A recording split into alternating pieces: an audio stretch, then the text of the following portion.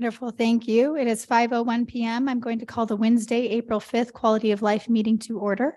If I can please get a roll call.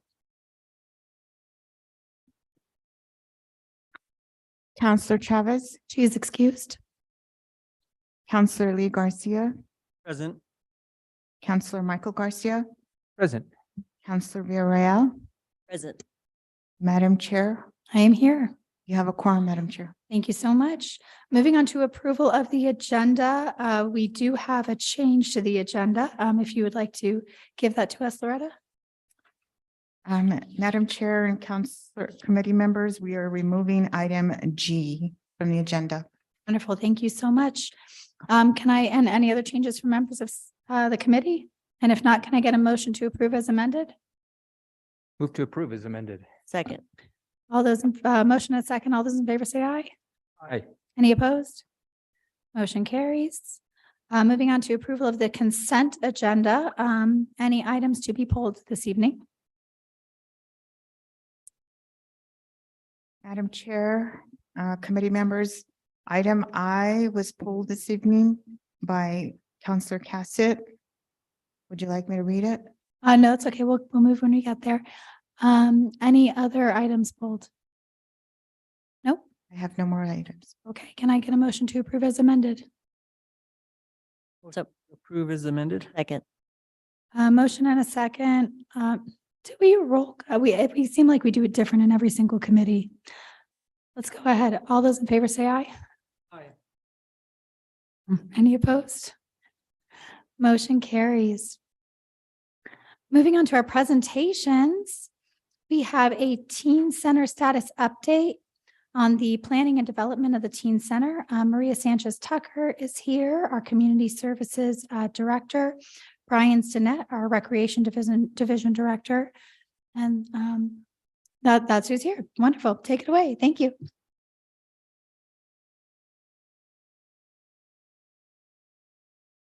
Wonderful. Thank you, Madam Chair and committee members.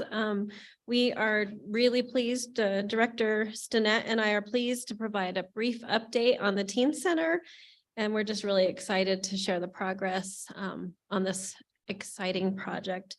We know that the Teen Center has been years in the making, and we have only recently come on board to see it through to operations and programming. And I'd like to thank everyone who had the foresight in seeing this wonderful project take place for our youth in Santa Fe. And I just really want to thank all of our city departments who have been helping us along the way. This has been a collaborative approach, and it's going to remain a collaborative project. IT, finance, HR, community engagement, arts and culture, youth and families, our libraries, all of us have been working together to make sure that we have a really successful teen center that's going to meet the needs of our youth into the future. So we're just really excited to share. And I'm grateful for our recreation team who've been working so diligently on this project, and of course our youth program staff, who with this project, it will continue to grow and blossom and serve the important needs of our youth in the community. Our youth program staff are amazing. They do such important work every day. And so I really want to express my gratitude to them. And so I'm going to turn the presentation over to Director Stinnett, and both of us will be here for questions at the end. Thank you. Thank you, Lydia. Madam Chair, Council, I'm pleased to present where we are in terms of progress as of today, April 5th, on the Teen Center. We're going to highlight four main topics: the construction progress, where we are at and hiring and staffing, the operations and programming, and MIAB, the Mayor's Youth Advisory Board's input and inclusion in the planning of the opening of the Teen Center. Excuse me. Our construction progress, we kind of have it laid out in 3 steps. Our building completion is anticipated by the end of this month. We had a meeting with facilities and the construction team that's pushed back a little more to about mid-May. But we should have 95% complete with just a few small projects left to finish. At that time, our Arts Commission can come in and start in placing in the artwork. We can start moving in, getting our FFE, or furniture, fixtures, and equipment in. And we are working collaboratively with the communications team and meeting weekly on a target deadline of this summer for opening. We're planning events along those lines, some soft openings, and then a grand opening towards the end of the summer is what we're looking at. Some other additional considerations we have are our furniture, our fixtures, our equipment, and our technology, which our IT department has worked well with us. I think they have some of those items ready to go. So it's just a matter of getting the building complete so that we can start moving in some of those things into the teen center. Just a few pictures of progress. This was about 2.5 weeks ago when I snapped those, and it's actually a little further along. A lot of those facades and everything are done. Most of the interior work is finished. It's getting really, really close to being completed.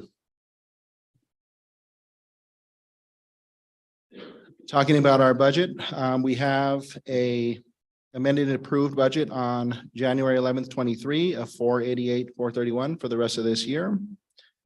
That includes what we're looking at for our furnitures, fixtures, and equipment, technology, some of the salaries coming on board until we move into the new fiscal year. And then we have requested a $1.3 million budget for 24, and that'll include staffing, our programs, and some of the other items that we'll need in terms of transportation for youth and teens to get to the building. We have an expanded vision for down the road of hiring an additional teen librarian position to support with some of the programs and also work cohesively with the Southside Library. And then we also want to spend the next year analyzing what types of positions are needed and how those needs are met in terms of staffing and programming and everything with our teen center staff that we're looking at. Hiring and staffing, we have our manager position posted on March 3rd. The position closed on the 17th. We have conducted interviews yesterday and today for that. We have another one coming up next week with a target date of May 2023 to fill the manager position. After that position is filled, we will look to open up our other positions, the support staff. In late May, get those approved for 2 supervisors, 2 youth program coordinators, and 5 youth specialists for a total of 9 support staff currently. And then future positions, like we mentioned earlier, the teen librarian and other positions based on usage and analytics that we plan to have for 2023. Some of our operation and programming ideas, and this goes collaboratively. We want to make sure that the teen center is safe, fun, inviting, accepting, and most importantly, youth-led. So through MIAB and through some other focus groups that we're starting to spearhead and get going with the opening of the teen center, we have some of the list. The list is much longer than what we had for the presentation today, but those deal with a lot of education programs, financial literacy, driver's education, job training, career readiness, resume, college readiness, health and wellness, and then social enrichment, technology, athletics, clubs and programs, competition, arts and culture, and intergenerational programming, music and media. And this list is going to be our working list as we get open and as we get closer to programming. We want to make sure that we're expanding as much as we can and offering all that we can for the teen center.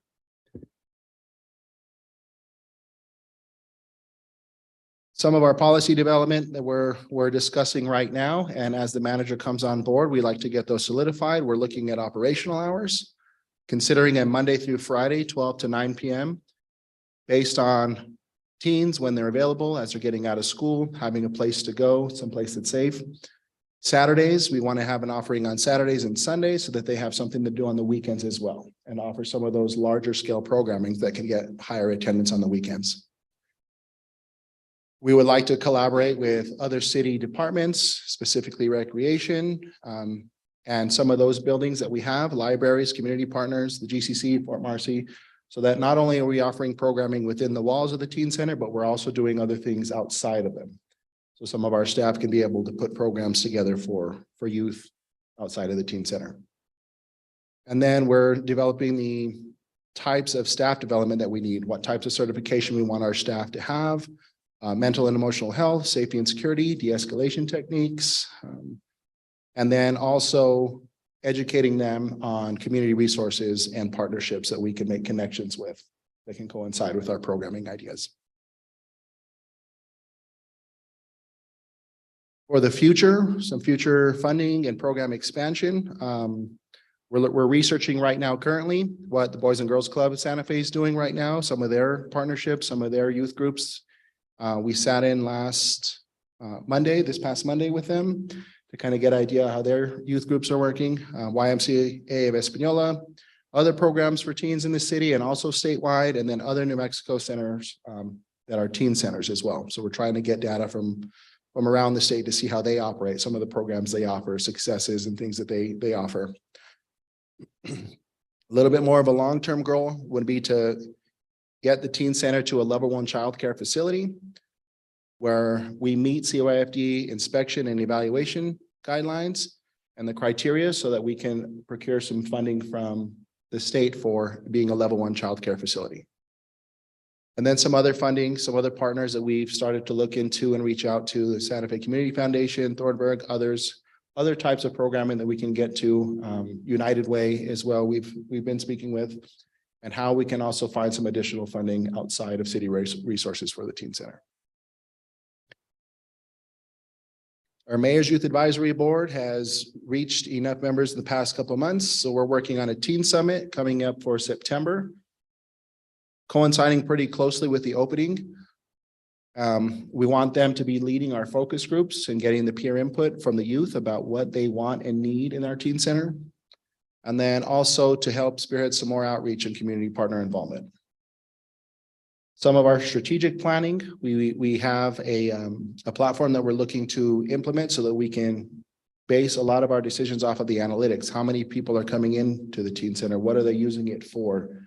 What are some of the ideas that they wish? How are we collaborating with our youth programs, with recreation, with libraries, everybody else that has a stake in the teen center? And then we certainly want our user and community involvement as well. Some of the other organizations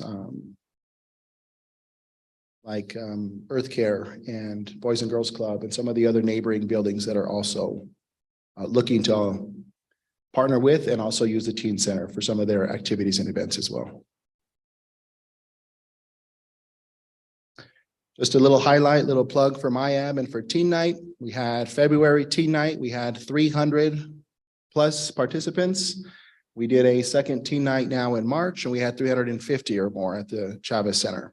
So we're getting the word out about the teen center as these youth are coming in. We're providing them a free, safe event that they can come in and swim and ice skate, have pizza, and do other things in the rec center and have some fun things. So we're definitely spreading the word, and this is amazing that we have this, and it's had such a great response in the past couple of years or months, I should say.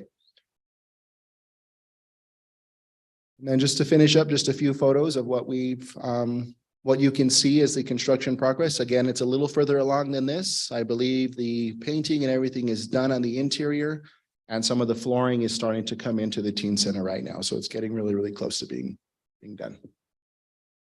Thank you. Wonderful. Sorry.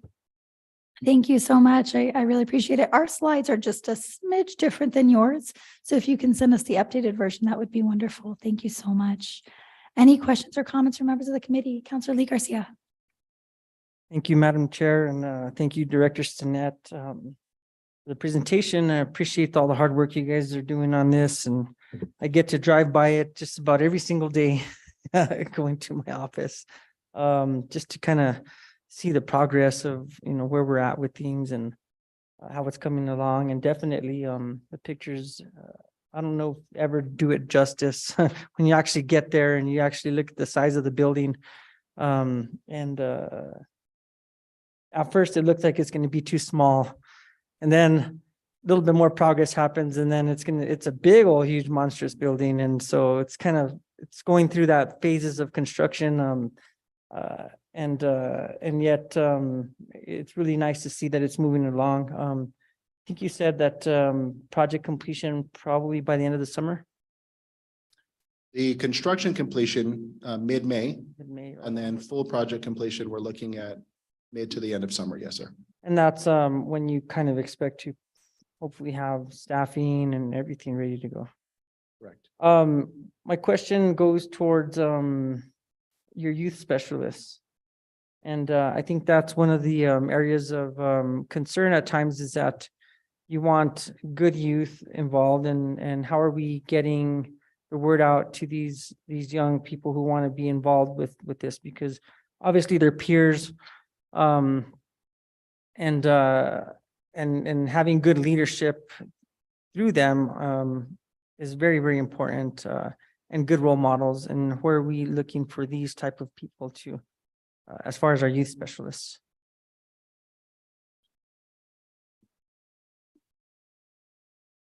Thank you, Madam Chair, and thank you, Counselor Garcia, for the question. We will do a recruitment, and we are going to work with the school district and with other professional organizations to get the word out about the job openings. And we're going to lean on our community partners to help us spread the word so that we can find the best candidates for the position. We do realize that we need staff that have experience working with youth, and also a little bit older, working in the teen center, because you don't want to have too close in age working as mentors and working as those trusted adults in their lives. And so we're going to be looking at trying to find the best qualified candidates that we possibly can. So when we post those positions, we will spread the word, and hopefully you can help get the word out to your networks as well. Thank you. Yeah, I think that's one of the areas that's very important, because, as you said, team leaders sometimes are very close to the participants that are there, and we want to make sure that they are good and safe young adults, at the same time also supervised well. And I think you probably do know that that's where problems can arise, and we want to alleviate those as much as possible. And so I think that's the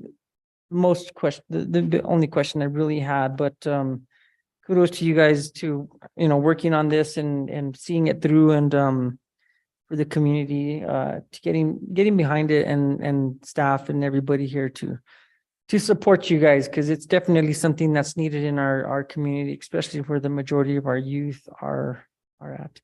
YouthWorks may be another organization where you might want to get up to look for some of those people. So thank you. That's all I have, Madam Chair.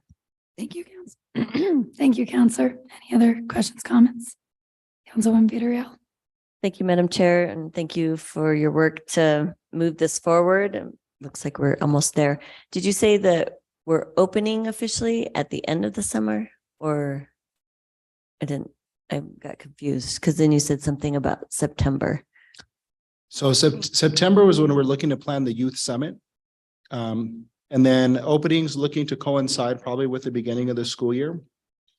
I would say first, second week of August. And that depends on a lot of the other considerations that we mentioned on the furniture, fixtures, and equipment coming in, some of the appropriation to buy the supplies that we need to open the facility. And right now we're really close to getting all those answers met. We just want to make sure that we have everything in place that the teams are going to need and use day one, so that we can work with the communications team to set that final date soon. All right, thank you. And are you seeing in terms of staff positions, the new staff positions, that current employees of the city are applying to also work at the teen center?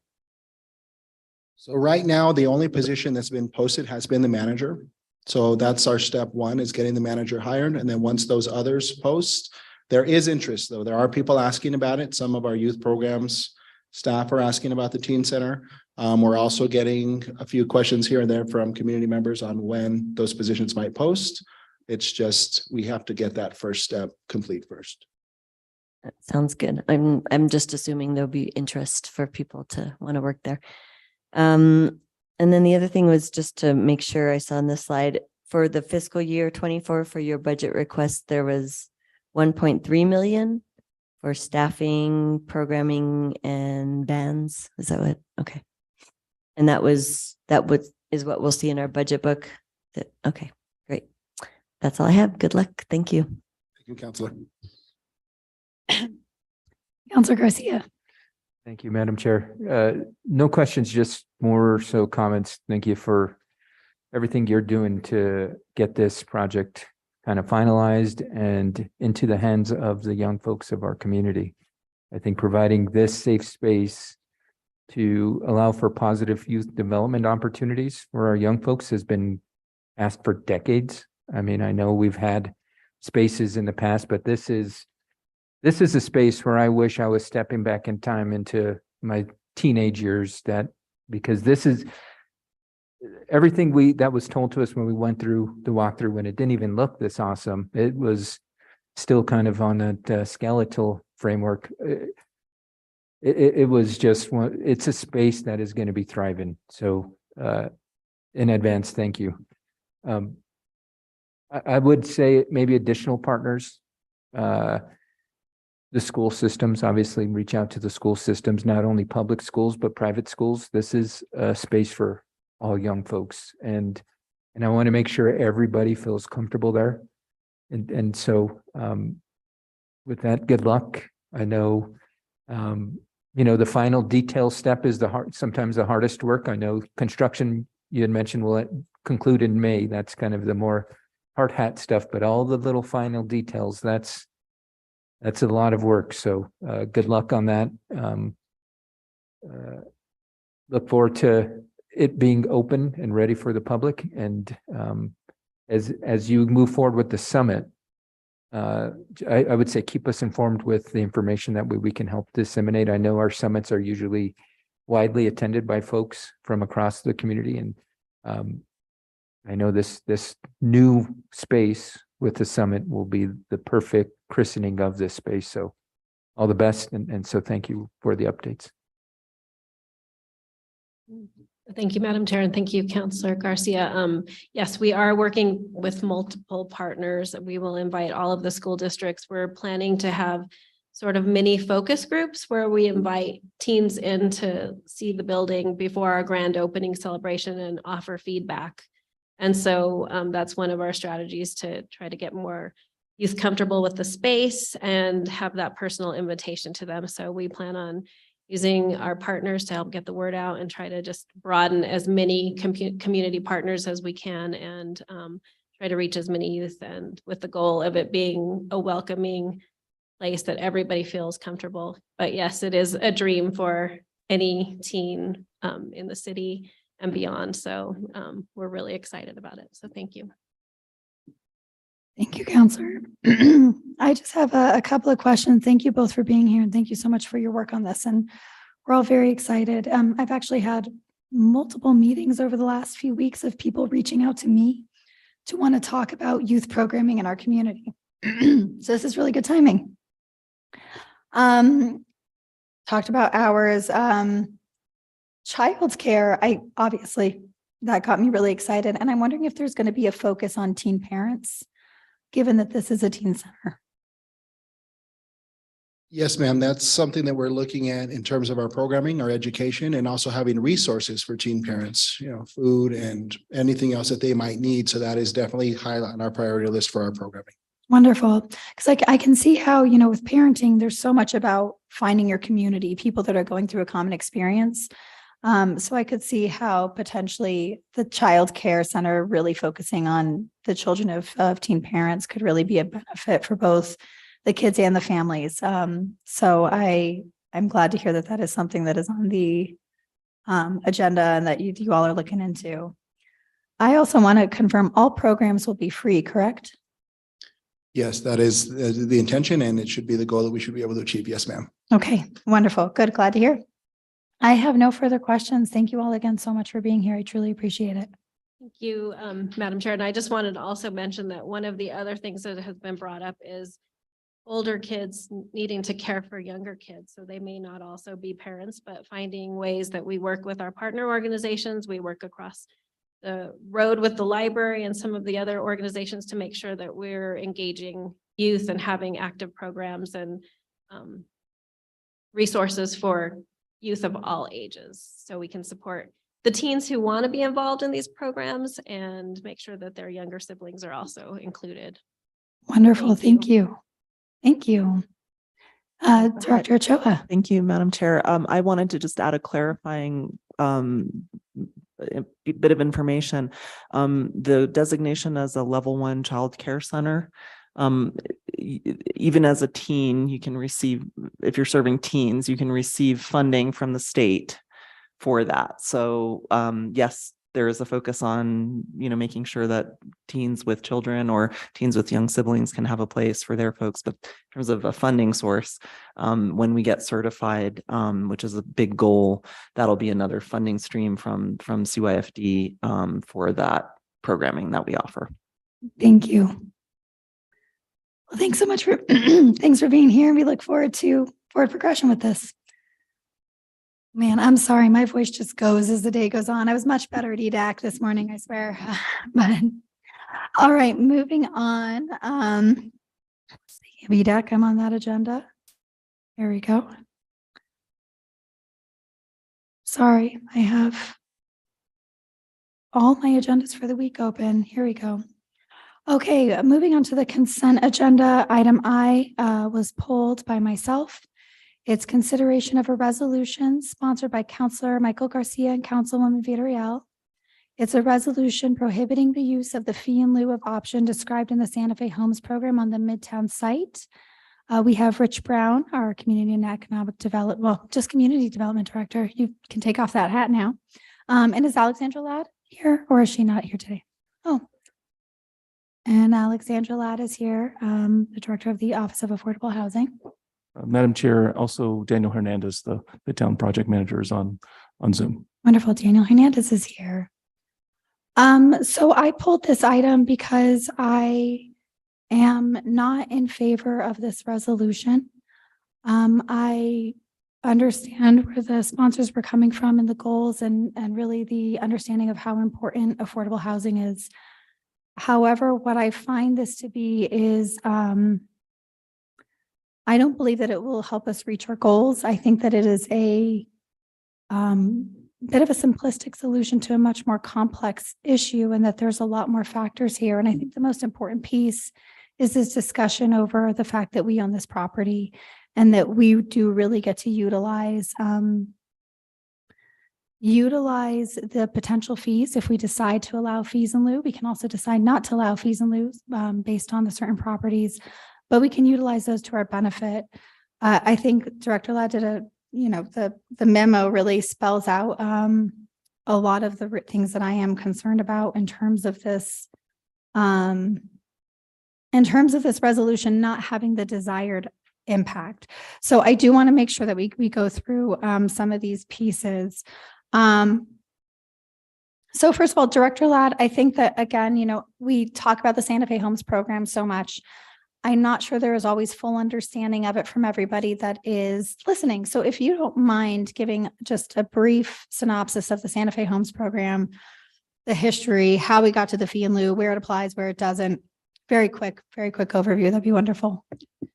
Sure, Madam Chair. The Santa Fe Homes program is a form of inclusionary zoning, also known as inclusionary housing, which requires that new market rate development sets aside price restricted homes for income qualified renters and home buyers. Our first inclusionary zoning program, Santa Fe was one of the first cities in the country to adopt inclusionary zoning in 1998. It was called the Housing Opportunity Program. And it had a lot of nuance. It was fairly complicated. Developers were confused by it. So in 2006, the program was rebranded as the Santa Fe Homes program with a uniform regulation, uniform requirement. And then the market was very robust in 2006. The requirement for home ownership was 30% set aside. The requirement for rental was 15%. And by 2008, obviously, things had changed quite a bit, and development was pretty much at a standstill for a few years after that. So in 2014, the governing body amended the regulation to the current 20% level for home ownership. The 15% for rental stayed the same. However, we continued to have no rental development. So as the development market recovered, we were seeing home ownership projects setting aside units, but we were not picking up stalled projects too, but we were not seeing any rental development. So in 2016, we looked at how do we send the message to market rate rental developers that they can develop in Santa Fe. So we created the in lieu fee, which is beneficial to an inclusionary zoning program because it creates an alternate way that the developer can participate in the market. It creates a little bit more flexibility. It's more predictable. And they're not trying to get their financing based on a demonstrated loss of revenue every month. So their bank knows that they're going to get paid back. So at the end of 2019, that allowance was made permanent to do the fee in lieu of, but we also wanted to change the ordinance even more because we wanted to try to incentivize the set aside of units in market rate rental projects, because we know that that's a market rate rental developer and owner does not have a business model that is set up to income qualify renters, is set up to provide social services on site, is set up to offset the costs of those restricted rents with subsidy or grants. They just aren't, that's not their business model. So we tried to look at ways to create options that would encourage a market rate rental developer. So we simplified the requirement. We raised the level of eligibility so that we were really capturing that workforce renter who just couldn't compete in the marketplace, but maybe didn't have a lot of social services needs. And so as a result of those amendments, we have 2 projects in the pipeline, market rate projects that are going to set aside units. So it goes to show that a very important component of an inclusionary zoning program is to be flexible and to create different options for compliance, so that developers can adjust their business model to comply with the regulation. I should also mention that inclusionary zoning is not intended to solve all affordable housing issues. It is really just intended to help the workforce that would otherwise be displaced because of new development that they can't afford, while at the same time, the new development is creating economic activity that requires a workforce. So it's the idea of people who work in this community should have choices about being able to live here as well. Thank you for that. And the fee and lieu's, they do go into the Affordable Housing Trust Fund. And can you discuss a little bit about what those dollars are used for and how they're leveraged? Madam Chair, the Affordable Housing Trust Fund is in our city code. It's compliant with state law, which provides an exemption to anti-donation clause, which allows public resources to be used to the benefit of private individuals or organizations on the basis that they are income eligible. So it has an upper income limit of 120% of area median income. The funds can be used for the capital costs of land, buildings, construction, and as well as individual assistance to folks. So down payment assistance, rental assistance. It cannot be used for social services. It cannot be used for administrative costs.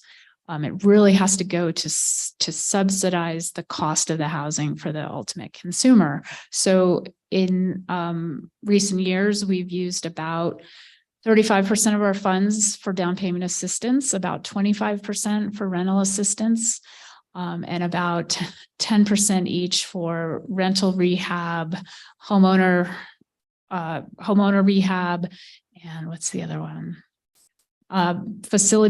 Public facility improvements, which really mostly translates into replacing roofs on homeless shelters.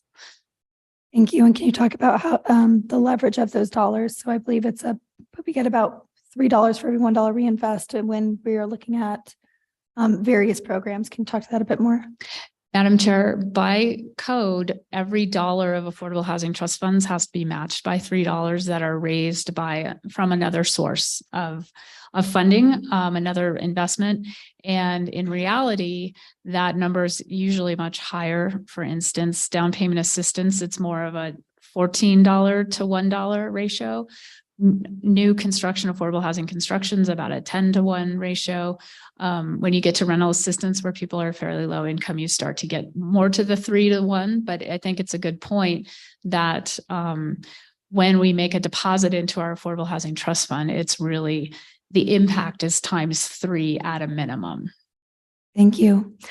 Now, to confirm in our community development plan, we state that any fee in lieu collected from development on Midtown will return to Midtown. Is that stated right now, or is that something that we would still need to look into to establish?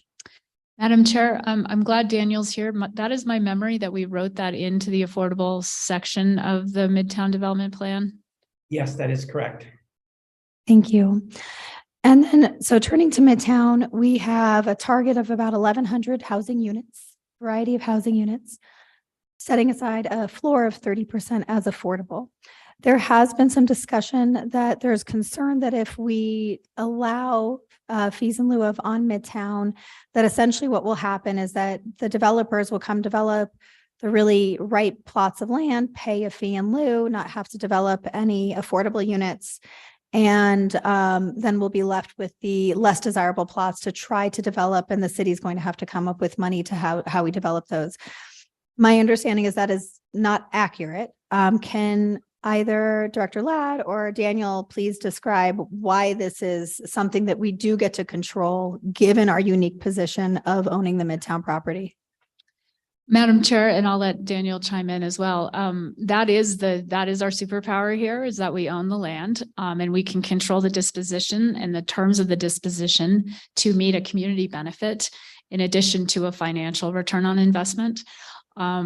So we would be able, once we have, excuse me, the infrastructure improved and set up at the site, we are able to, there's no reason why we couldn't set aside a parcel and dedicate it as 100% affordable parcel. And it really doesn't, we can do that outside of what the market's demanding for sure. The idea behind the fee in lieu of at Midtown is simply that it gives us more leverage.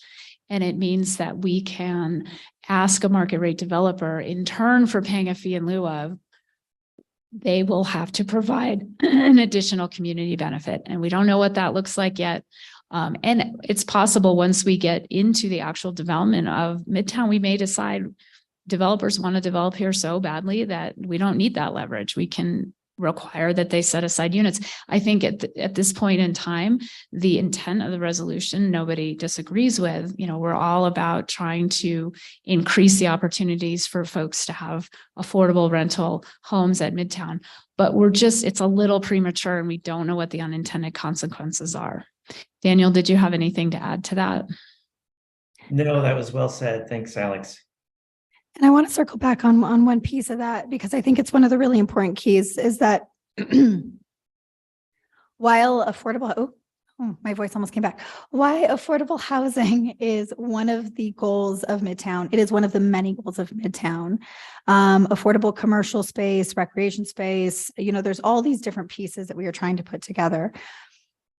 If we require all developers to set aside units, knowing that can be a financial strain there, it doesn't really allow us as much of the leverage that we might get to say, hey, you know what, you can go ahead and pay a fee in lieu, but instead, we would like to see affordable commercial and what that means, or we'd like to see a child care center, or we'd like to see whatever type of public recreation. So it's really about how we are able to work with developers, to work with people that are going to come to have projects on Midtown to achieve the goals that are set in the community development guide that is adopted by the governing body, and therefore will be driving the RFPs as we continue to develop, correct?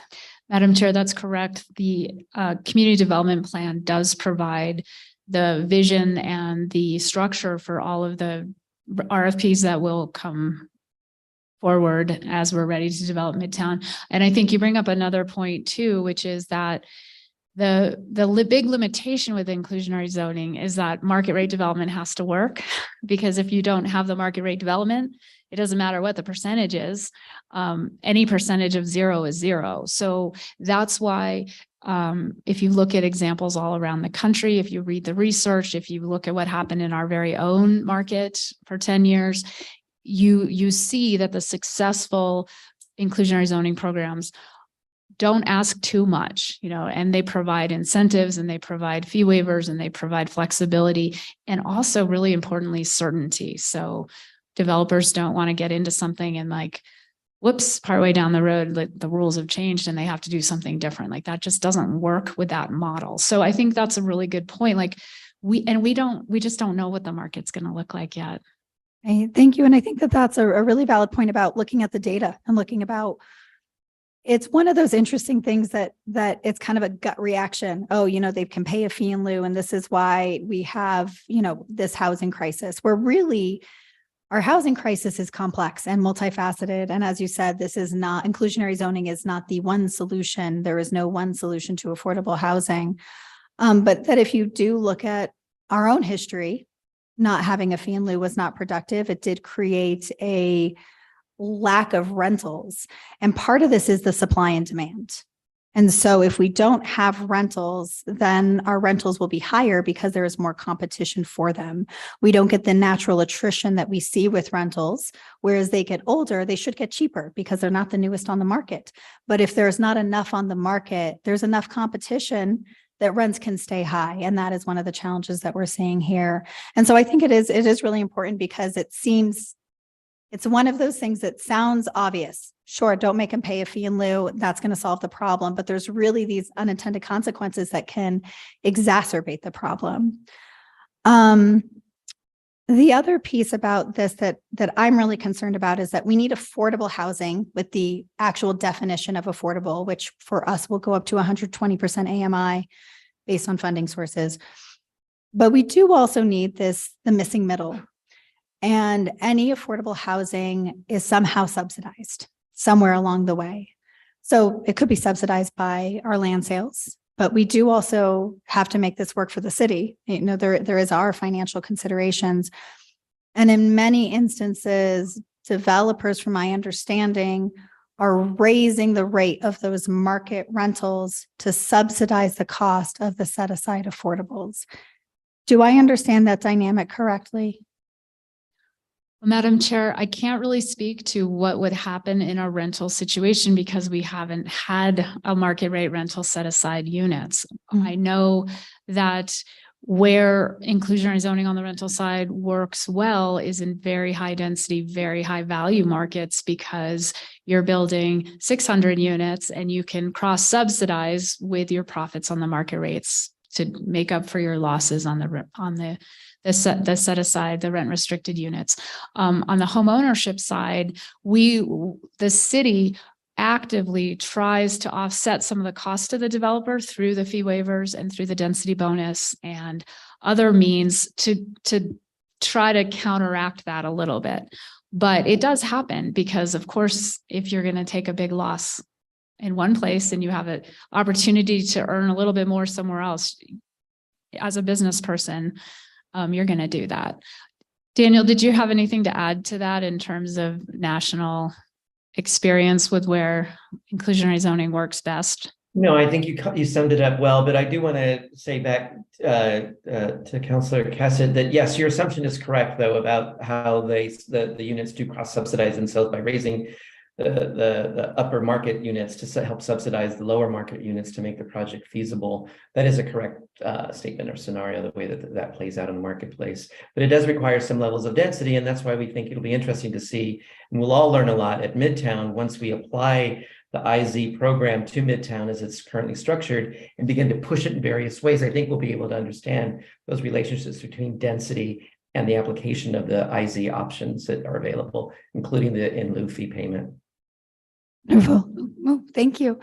And then I just want to be very clear that if we do not pass this resolution, this does not mean that we have to allow fee in lieu on Midtown. It just really allows us the flexibility to see what we would like to do. So again, as you said, Director Ladd, if there are, if the market's hot and if developers are really just chomping at the bit to develop on Midtown, we have the power to say we are not accepting fee in lieu.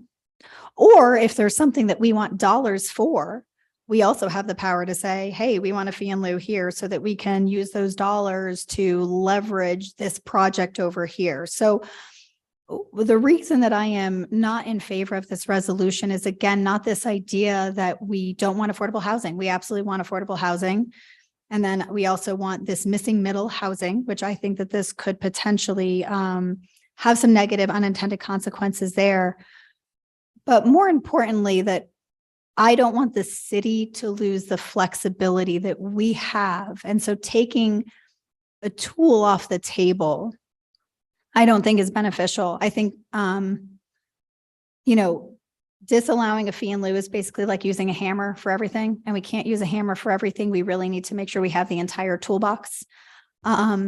And at the end of the day, the governing body does get to approve or disapprove a contract that comes through an RFP. Now, we talked about the RFP process. We do not see the RFP until it is released. At that point, it is public and we can see it. But we would also then be approving a contract at the end. So if it is not meeting the goals and if it is not aligning to, coming to that total piece of the goals that were set forth in the community development plan, we can vote no, and we can say that this is not something that is acceptable. I believe those are all of my questions. If either of you have anything to add, I would ask you to do so now. And then I will say that this did go to the Economic Development Advisory Committee today. It was voted down. It was not a unanimous vote down, but it was, what was it, like an 8-2 vote, I believe? One yes vote? Okay. One yes vote. And what they were really asking, I mean, they kind of had the same concept of there wasn't enough nuance. And so is there a middle? I actually think we may already have the middle because we do have the control of the land. We do have the control over those RFPs. On one extreme is what we have in the rest of the city, fee in lieu by right. You can have a fee in lieu. That is a by right option for any developer doing a rental project. The other end of the spectrum is no fee in lieu at all. That is not an option that's on the table. Whereas right now, I actually do think that we have this middle where we are saying there may be a fee in lieu, there may not be, and that's really going to be under the purview of the city and how well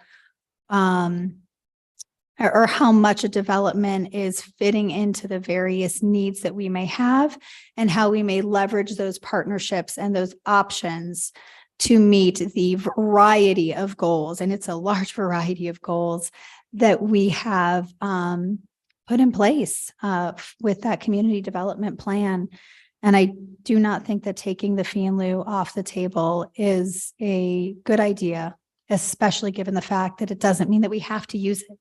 And I think that's extremely important and something that we will need to look at, and that we potentially want to use this strategically, or maybe not use it at all. But I do not want to take away the option to use it strategically. Do either of you have anything else? Did I miss anything of the various discussions around the nuance and the complexity of the fee in lieu and the pros and cons of utilizing it at Midtown? Madam Chair, I think you summed it up really well. I think Councilor Garcia earlier in the day also talked a lot about how the private development community is our partner in this. Like, the city cannot do this alone. And so I think it's very important also in that light that it would be premature to send that message out to the private development community at this point in time, because we want them to also embrace the high standards we have and the huge amount of community benefit that we want to see that comes out of this development that isn't just affordable housing. Thank you. I'm sorry, one more question. I think I've struggled with this before. Can we put requirements that say you can only rent to up to 400% of FPL? I mean, do we have that kind of flexibility despite the fact, we have the rules around 120% because that's specifically affordable. But again, looking at that missing middle, is that something that we can play with through our RFPs? Madam Chair, we certainly can. And by I said FPL, I should have said AMI, just whatever percentage we're looking at. So that's another interesting factor that we might say, hey, sure, you can pay a fee in lieu to not be doing these specifically affordable units, but you're going to cap at whatever it is that we're looking at in terms of trying to fill in the missing middle so that we're really meeting the variety of needs throughout our community. Okay, Glad to hear. Wonderful. Thank you so much. Other members of the committee. Counselor Michael Garcia. Thank you, Madam Chair. First, I just want to kind of give an overview of what we're proposing because we haven't had the opportunity to do that thus far. And to set some context, I want to read some data for you covering development, in particular multifamily development, and that took place in Santa Fe from 2016 to 2021. 2016, we're starting with that year because that's when fee in lieu of began. And 2021, I haven't received yet any updated data going over last year. So in 2016, there was $0 collected because there were 0 multifamily units permitted and 0 multifamily affordable units permitted. So 0 units. And I'm going to try to focus on affordable units hitting the market because I think hearing from my constituents, what we need to develop and what the city needs to ensure that we is developed and put into the market is affordable units. Folks aren't asking for $2,000 units. They're asking for affordable units. So in 2017, there was 0 fees, 132 units were permitted and 0 affordable units were permitted. The 0 fees was because these units went through the process they were going through the process prior to fee in lieu of taking place. 2018, $290,000 was collected. 407 market rate were developed and 87 affordable units were developed. In 2019, $468,000 of fee in lieu of was collected. 512 market rate units were developed. 0 affordable units were developed. In 2020, $837,000 in fee was collected. 758 market rate rental was put into the market, and 110 affordable units were produced or permitted. 2021, $73,000 in fees were collected. 612 market rate units were permitted and 0 affordable units were permitted. So that's a total over that time span of roughly $1.6 million in fee collected, roughly 2,289 market rate units were permitted, and 197 affordable units were permitted. Through that $1.6 million in fees that was collected, 311 affordable units were not developed. That means 311 opportunities for community members to acquire affordable housing was not presented as an opportunity for residents of our community. And so the overall intention of this resolution is to provide opportunity for our residents to have affordable housing opportunity options within the city of Santa Fe. I think we could all agree that there is no silver bullet to our affordable housing crisis that we have in Santa Fe. It's going to take a multi-pronged approach. And this proposal is just one prong that will help us get there. It's been stated multiple times in the past that we've got a 30% baseline in regards to the affordable housing we want to see at Midtown. That's great, but we have to understand what that 30% means. So when we break down the numbers, the city of Santa Fe will be roughly responsible for developing 60% of those units. And right now, as it stands, we are counting on developers to collaborate with us and develop the units and not pay the fee in lieu of. And so if we're looking at numbers, that comes to 135 units that would be developed if developers opt to not pay the fee and develop the units. But if they opt to pay the fee and not develop the units, that would put 135 less units that the developers would develop and 135 units in the basket that the city would then develop if we are going to hold true to our 30%. And ultimately, the responsibility would come to the taxpayers to cover that bill of developing the units. So I think the public needs to be well aware of how that 30% breakdown actually works. The number can fluctuate dependent on if a developer, how many developers want to pay the fee in lieu of or not. But that's how it works. That's how we're arriving at this 30% baseline. There's nothing in law that I've seen that is ultimately requiring the city to hold to that 30% threshold. So for instance, if we find ourselves in a predicament in 10 years and the fees have been paid, those 135 units were never developed, the city can have a hard decision to make in the future to achieve or work to achieve that 30% threshold or invest their resources elsewhere based off of taxpayer input. I'm sorry, Counselor, I'm gonna ask for clarification. What do you mean that the city is responsible for 60%? We're not developing anything. So ultimately what we're going to do is we're going to donate land, right? That's part of, so if we look at the breakdown, and this is, we can pull up the community development plan. Let me pull that up. Has it been determined that we are absolutely donating land for free? Madam Chair, we do not know if we're going to be donating land yet. Okay, I just want to make sure because I'm hearing a lot of misinformation coming right now of this idea that the city has said that they're where the 60% came from, or that we definitely are donating land. It's a possibility. It is still one of the tools in our tool belt. Yeah, Madam Chair, if I could also clarify I believe the 135 is the number of inclusionary units from the community development plan breakdown. Is that correct, Counselor?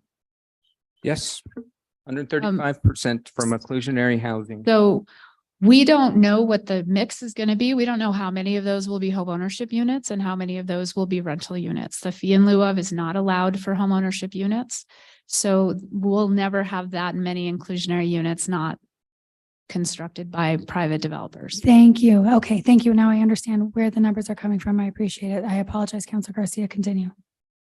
Okay, thank you. And I'm basing my information from input given to me in the past in regards to how we break down the numbers, because it's even here in the community development plan, because these are questions I've asked in the past regarding how many are going to be actual homes, how many are going to be apartments, how many are going to be studios. And so as I'm referring back to the community development plan,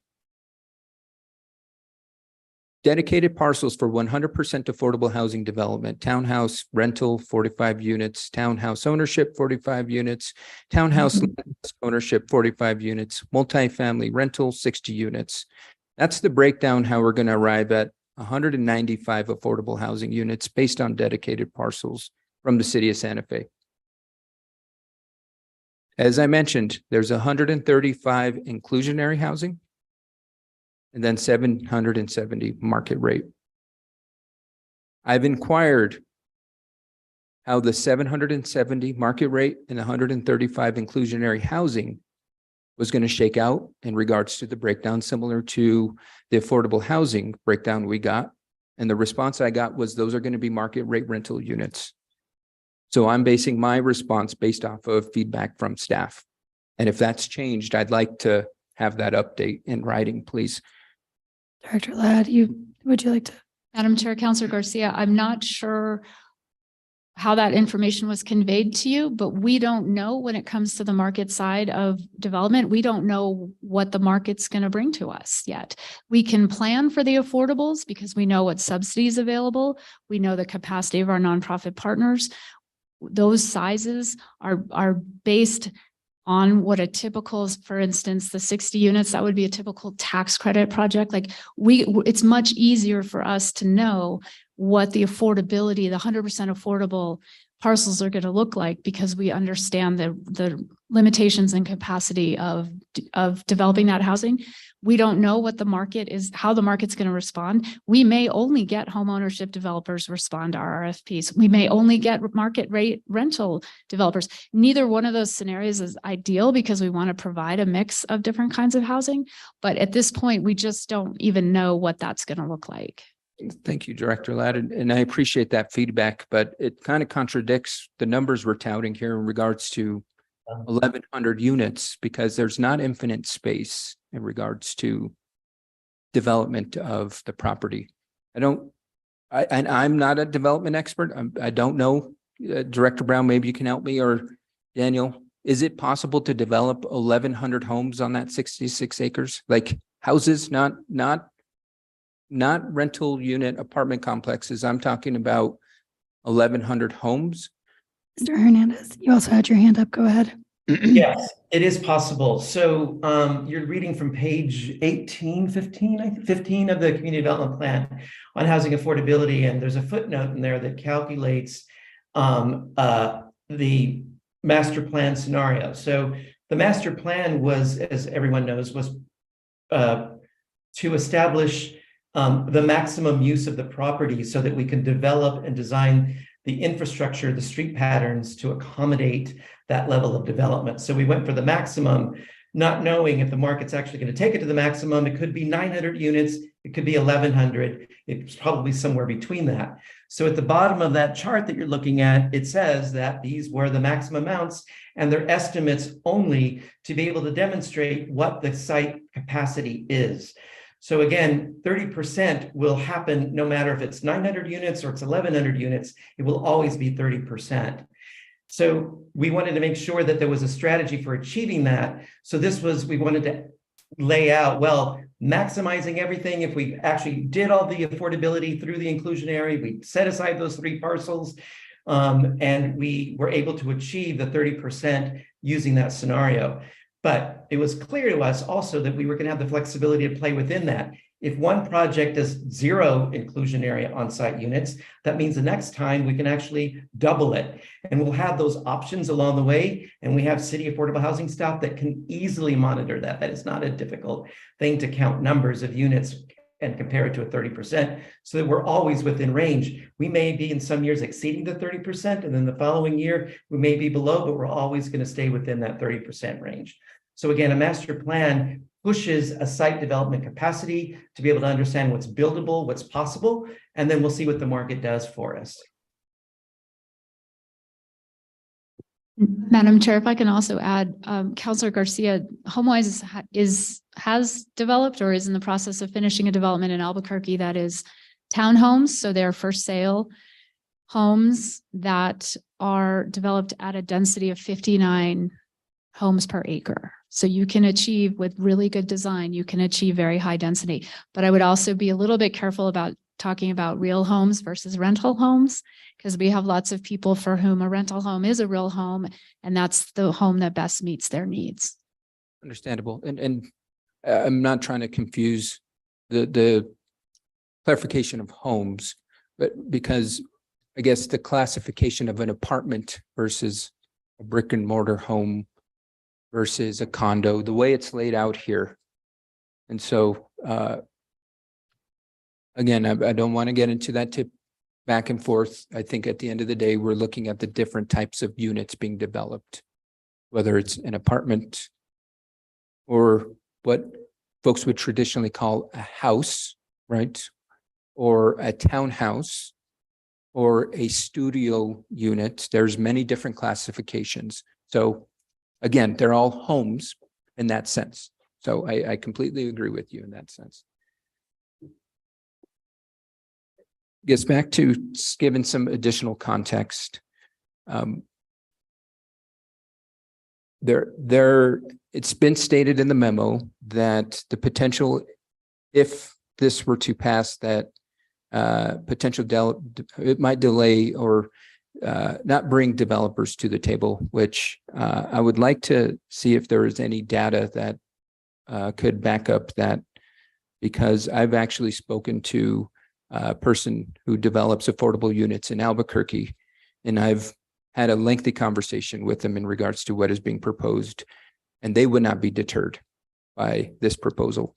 And so I think, given that a lot of the research that's been conducted has been primarily on private development versus a public development opportunity such as this one, where we do have this additional tool in our tool belt that allows us to eliminate the fee in lieu of, but most importantly, allows us to work with the developer on the final cost of the property, whether it be disposition or lease.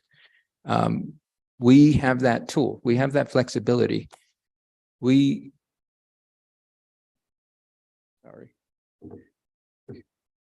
So I want to make that crystal clear that as we work and move forward with this property, we ultimately can work with developers on the cost of the property, the costs that they would incur, to ensure that we are working in tandem, working collaboratively to ensure that it is a project that the developer sees as a success, which will ultimately lead to the end outcome, which will have affordable units, which is a success to the community.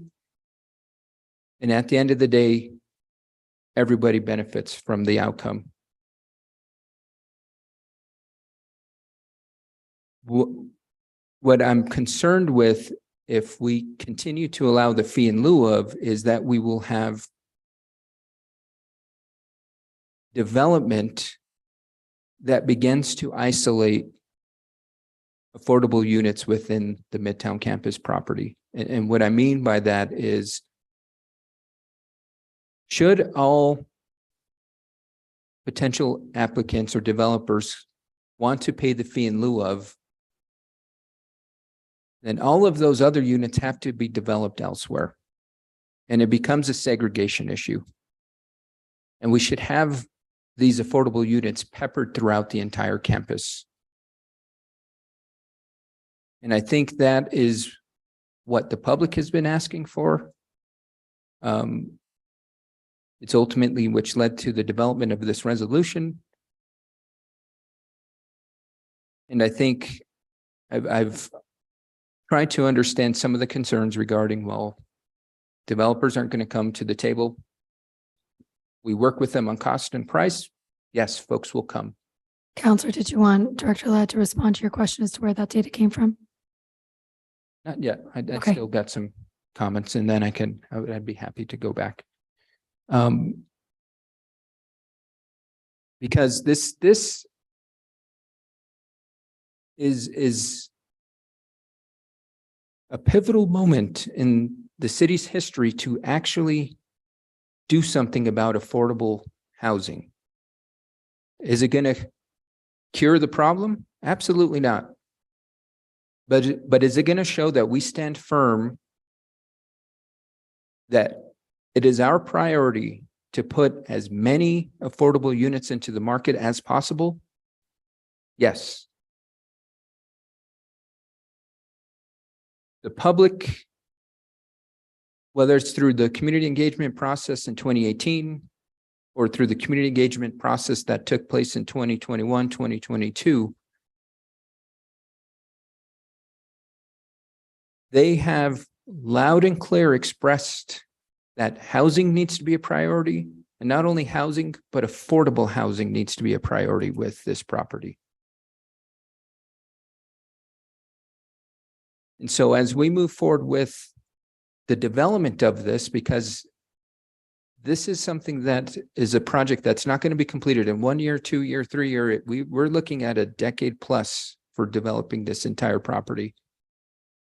We need to, from the onset, say that affordable housing or the development of affordable housing units is a priority. And that any developer that wants to come and help us develop this property, you have those same values.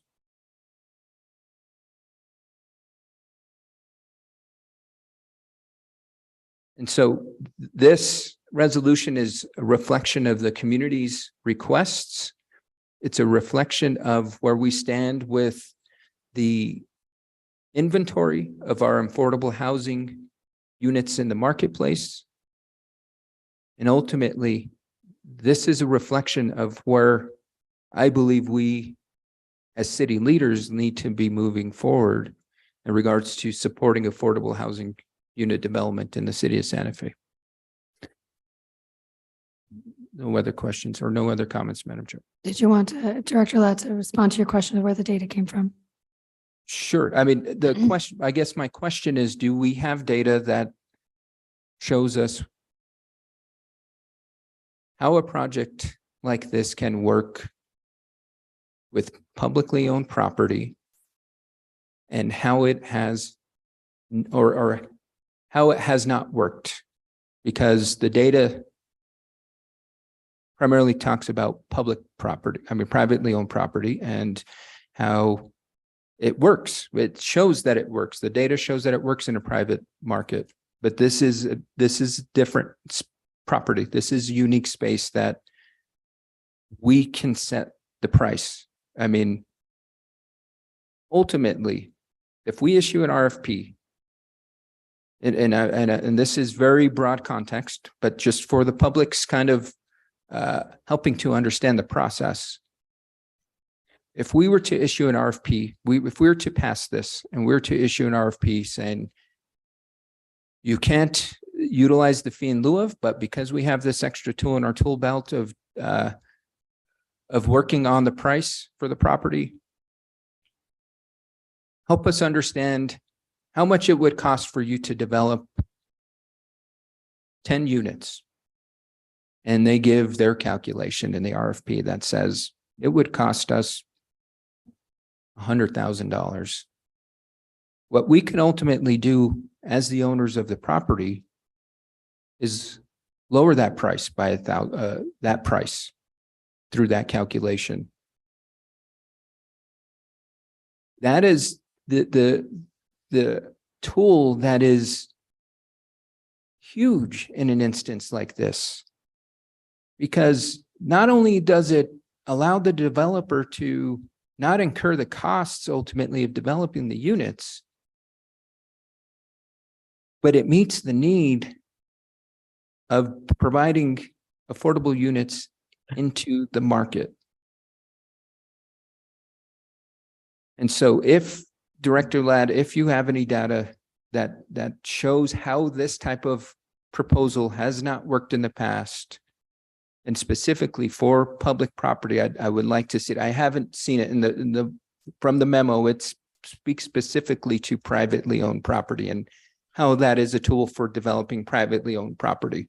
And I completely understand it, but this is a different situation. So if you have any data, can you speak to that or provide the committee with that, or as we can add it as an addendum to the packet? Madam Chair, Councilor Garcia, let me make sure I understand what you're asking for. You would like to see an example of a publicly owned property that was not able to implement an inclusionary zoning model on their own property? Is that what you're asking for?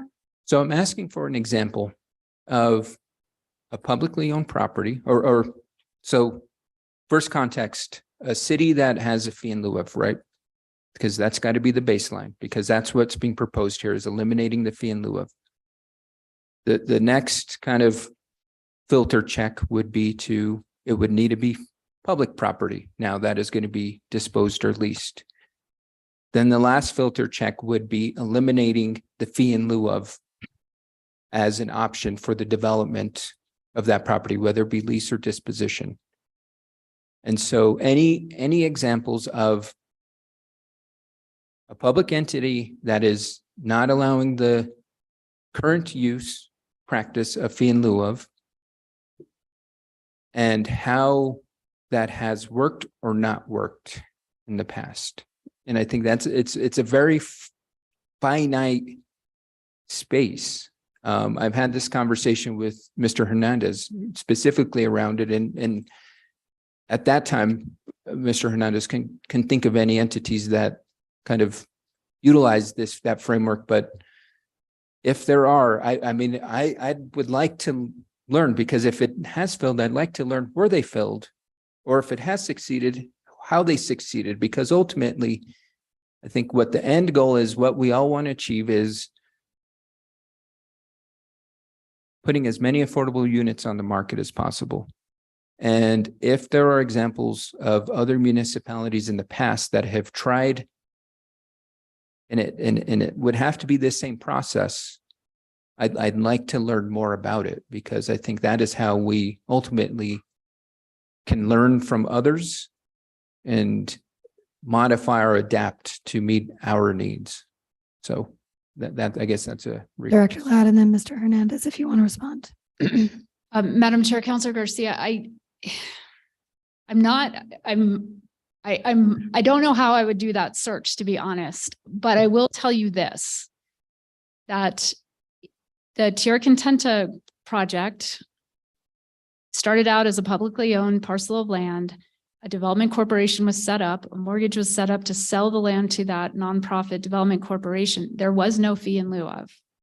The project was very successful for the first 2 phases while the market was booming, because there were lots of different opportunities, lots of different business models that could work there, and lots of support given. So very low cost land for the affordable housing developers, for the tax credit developers. But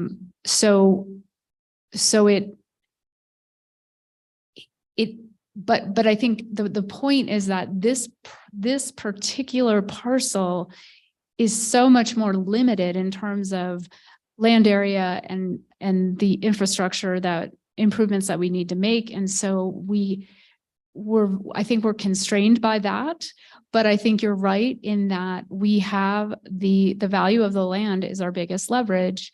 And we are fully 100% intending to use that to the maximum value to achieve at a minimum that affordability goal. But I will turn it over to Daniel. He's worked all over the country to see if he has an example that might be more informative. Yeah, so there isn't an example where, first of all, the inclusionary zoning is so legally regulated across the country to make sure that they fit within certain parameters, meaning these options are giving to developers to participate in a public policy around housing affordability, and they need the options to participate in order to make their projects feasible, and for government not to take away that feasibility, or then it becomes illegal because it's considered a taking. So they're very finely Swiss watch localized solutions to these options and the way they're tweaked, so that developers can develop, not be restricted, and be able to make their returns that their investors want, but still provide and participate in the housing affordability toolbox that the city has. So options are part of that toolbox, and the in lieu fee payment is one of those tools. So by no one's taking away on public property. I've worked on public housing, on utility companies, on city-owned land. The reason why they don't bother retooling existing toolboxes that are so sensitively created is because they control the land. So what we did is recognize we control the land. We set the affordability base. So we don't even need the inclusionary zoning to tell us about the inclusion, about the levels of affordability. We're establishing them going into the door. And that's what cities do. They'll say, we want to maximize affordability, and we don't want anything less than 25% of the units to be affordable, 30%, whatever it is.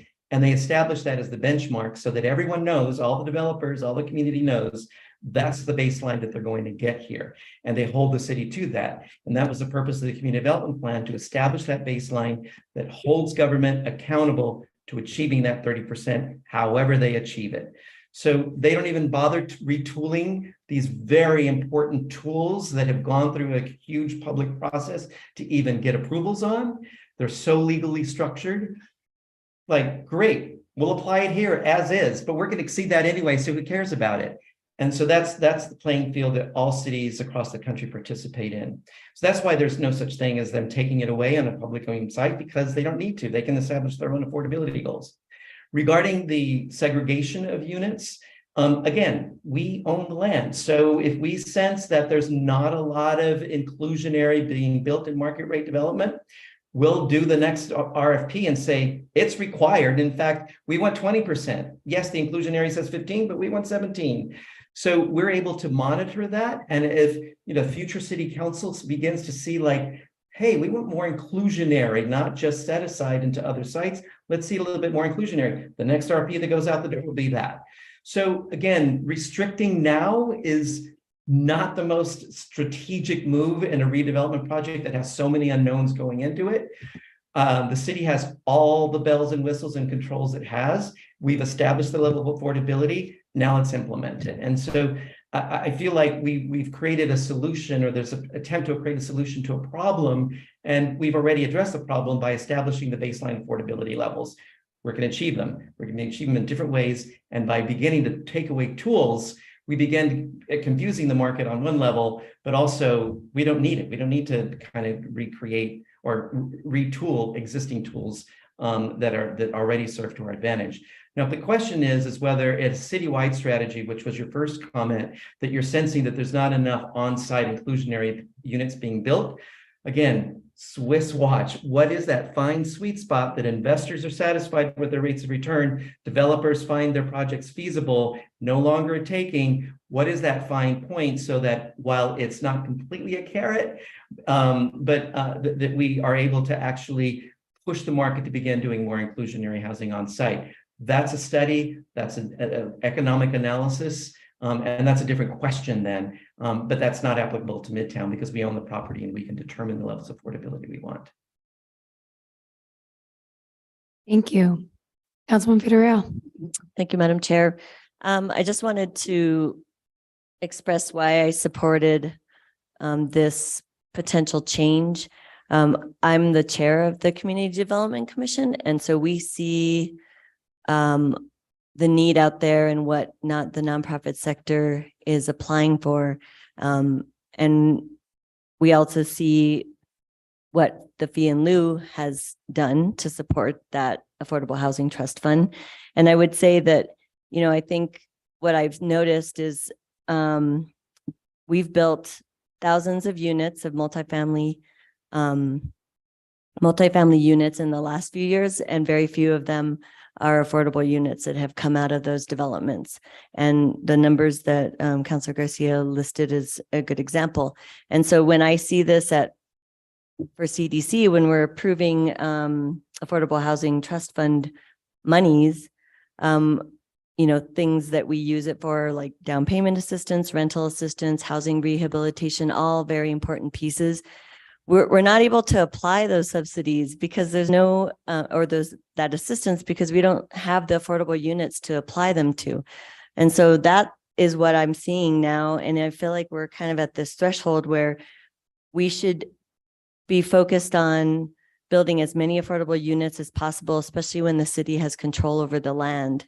We don't have that much land. We don't have that kind of flexibility. So I just see us as utilizing all the tools, the ones that were listed in the development plan.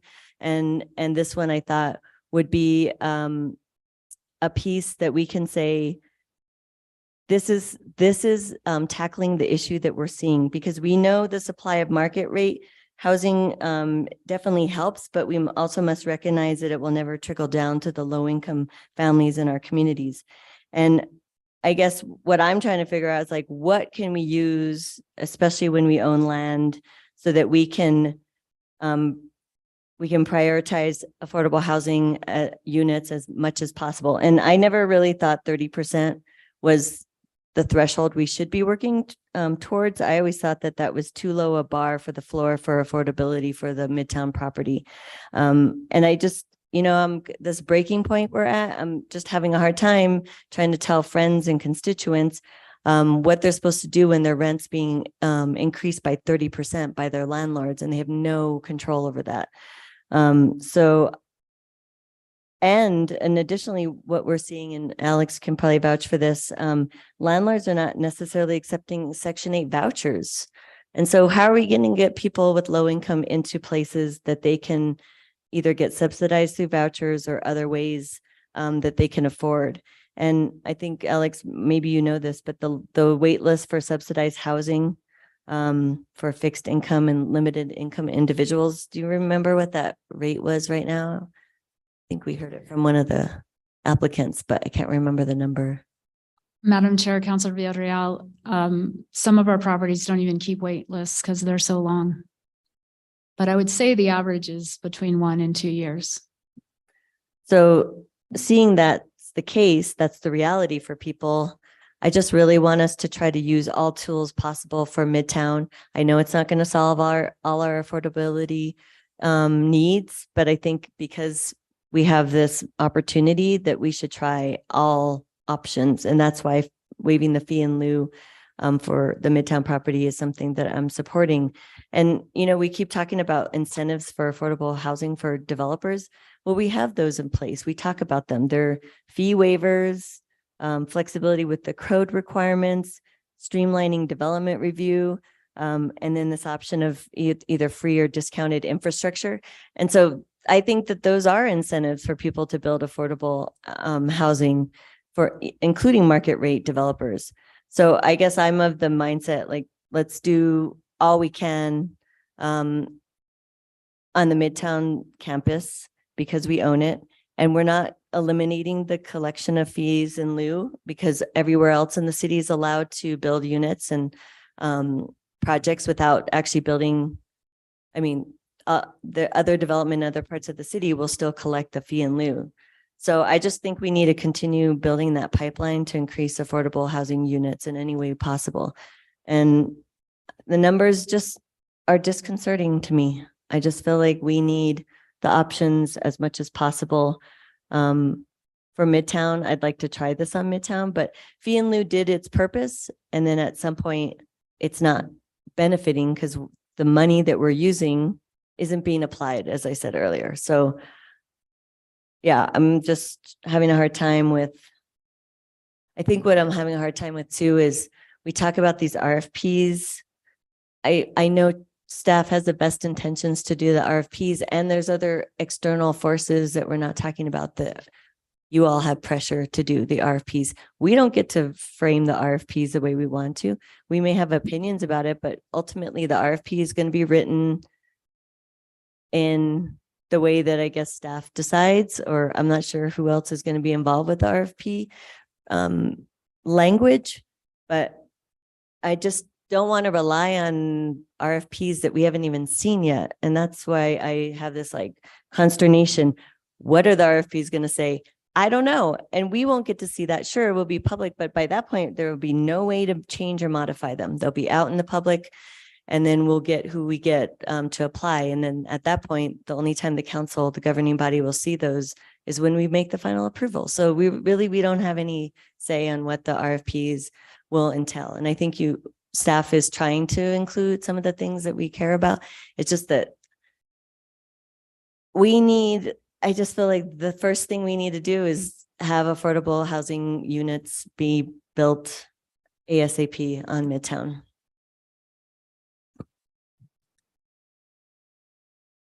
Councilor Lee Garcia. Thank you, Madam Chair. And this is definitely something that I've, thought of for quite a long time. A couple of questions. So the fee in lieu of obviously only applies to rental units such as apartments. Is that correct? Madam Chair, Councilor Garcia, that's correct. So anything that's for sale housing, whether they're stick built, townhomes, things of that nature, condominiums, even apartment houses that are for sale do not apply. Is that right? That's correct. So, I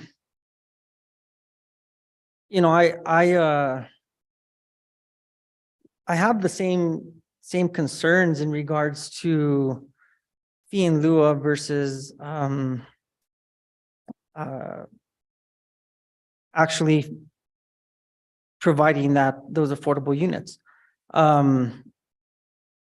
Do we know how many apartment complexes that are actually either being constructed or in the pipeline at some point that are approved by land use to be developed? I know land use isn't here, but I know you directly with affordable housing, probably know that. Madam Chair, Counselor Garcia, are you asking how many units in total are in the pipeline? Either approved or awaiting approval Yes. permitted? Is that what your Yes. question is? I can get you those numbers. I don't have them with me right now, but when I calculated the achievement of affordability across all of the units that are currently in some stage. So some of them are under construction, some of them have just been approved by planning commission, some of them are in the pre-application phase, some of them are constructed and occupied.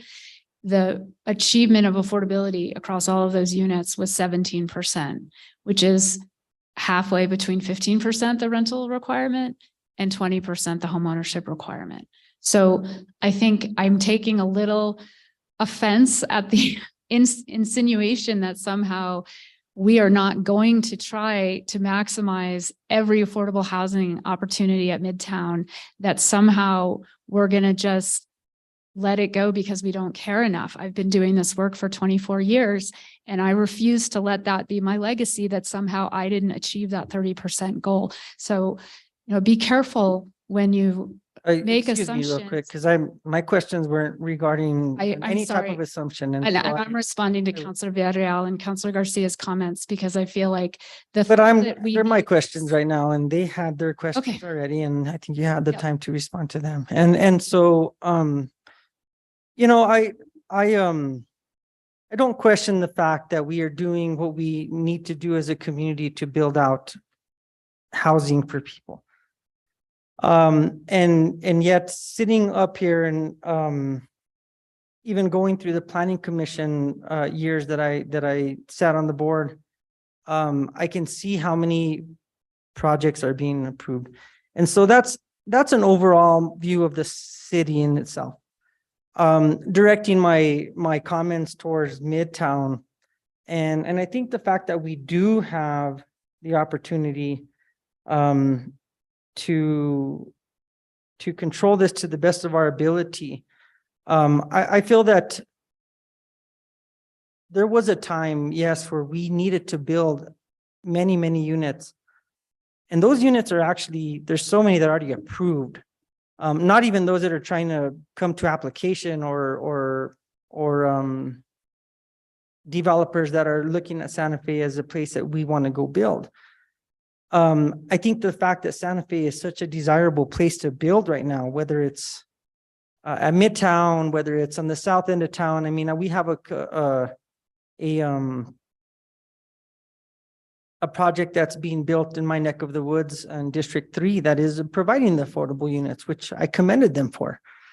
And so, I think that is time right now for us to start maybe taking steps towards looking at how we do provide these extra units, especially from a rental standpoint, because we have those projects currently. And Midtown definitely is a gem that we have the opportunity to do this. And I think that's where I'm leaning towards supporting this because I don't want to have to wait for another governing body. I think the time is now for us to take stance and say, let's do this.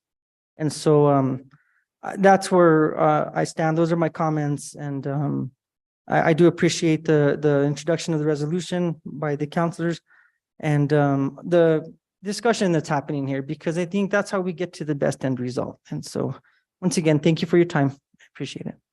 Thank you, Counselor. I want to follow up on a couple pieces.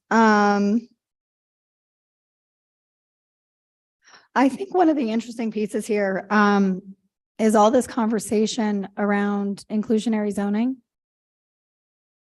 And it becomes more and more apparent that inclusionary zoning is just not the answer. I mean, it is part of the answer. And so I feel like we are getting entirely too caught up on one portion of what needs to be the solution. And again, that is why I do not want to take this option off the table for us. We have set a 30% floor, which if we are requiring inclusionary zoning, that's only 15%, correct? Madam Chair, that is correct for rental housing. And for rental housing, it's only 10 years that it has to stay affordable, correct? Madam Chair, that's correct. And what about our 30%? What are we doing with that? And I know it'll be a mix of rental and purchase. So with our rental, are we saying 10 years? Do we have the ability to say it needs to be affordable longer?